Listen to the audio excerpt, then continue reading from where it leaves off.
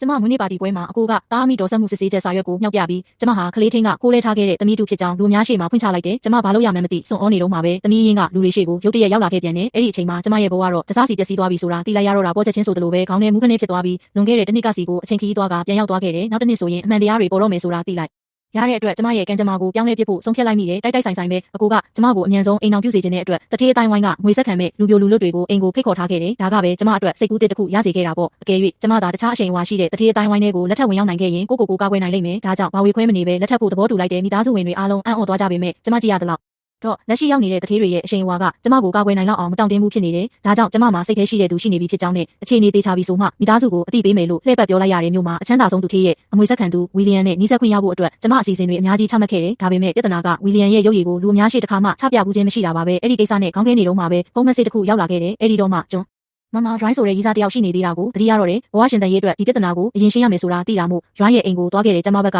လမ်းခွဲစကားပြောမယ်လို့ယုံရှိသေးရိုင်းကနှင်းစီပန်းတွေနဲ့စိန်လက်စုပ်ကိုထုတ်ပြီးအင်မတန်ရိုးသားလေးနဲ့ထားတဲ့လေတံနဲ့ကျမကိုလက်ထပ်ခွင့်တောင်းလာခဲ့တယ်သူ့ရဲ့နှဆိုင်နဲ့ချေရေးဆိုမှုကိုကြားရတော့ကျမတကယ်ပဲစိတ်လှုပ်ရှားတုန်လှုပ်သွားမိတာအမှန်ပဲဒါပေမဲ့တာမန်လူတစ်ယောက်နဲ့လက်ထပ်လိုက်ရင်နောက်ပြန်လေတိုက်ခိုက်ဖို့ခွင့်ရေးလုံးဝရှိတော့မှာမဟုတ်ဘူးဆိုတာကျမကောင်းကောင်းကြီးသိနေတဲ့ဒါကြောင့်စိတ်ကိုအစွမ်းကုန်ရက်ဆက်အောင်ပြင်ဆင်ပြီးရိုင်းကိုညှင်းပယ်လိုက်တဲ့အပြင်သူ့ဘက်ကလုံးဝလက်လျှော့သွားအောင်ကျမကပတ်စံပဲမတ်တာလို့ပြောလိုက်တယ်ရိုင်းကတော့ကျမကိုပြန်ရဖို့အသေးအတန်စူးစမ်းရှာတယ်ဒါပေမဲ့ကျမကဒေါ်လာတစ်သန်းတန်ဖို့ရှိတယ်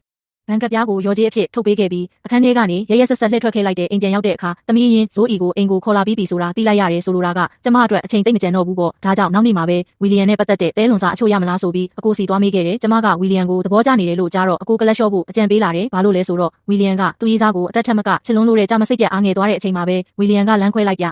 ဤဖြစ်ကြောင်းနဲ့အရက်တောက်ဖို့ဖိတ်ခေါ်တဲ့အကြောင်းအကိုစီဖုန်းဝင်လာခဲ့တယ်ကျမရင်တွေအတိုင်းထက်အလွန်ခုန်သွားခဲ့ရတယ်ဒါကကျမအမြဲတမ်းအိမ်မက်မက်နေခဲ့ရတဲ့အခွင့်အရေးမဟုတ်ဘူးလားကြမလဲအကိုနဲ့အတူဘားကိုလိုက်သွားခဲ့ပြီးဝီလီယံအပြင်ထွက်လာရင်ကျမကိုအချက်ပေးဖို့အကိုကိုပြောထားလိုက်တယ်စိတ်တန်ရာရနေတဲ့အဲ့ဒီအမျိုးသားကိုဆွဲဆောင်နိုင်ဖို့အတွက်ရိုမန်တဆန်နဲ့စုံတွဲမှုတစ်ခုကိုဖန်တီးပြစ်မယ်လို့ကြံစီထားတာပေါ့ခဏလောက်ကြာတော့အကိုစီကအချက်ပေးချက်ပြမှုရောက်လာခဲ့တယ်ကျမလည်းရင်ခုန်စိတ်လှုပ်ရှားစွာနဲ့တခါဝါစီကိုလှမ်းကြည့်လိုက်တယ်ဒါပေမဲ့အဲ့ဒီအချိန်မှာပဲကျမရဲ့မျက်စိရှိမောက်ကိုရောက်လာတဲ့ရင်းနှီးနေတဲ့မျက်နှာကတော့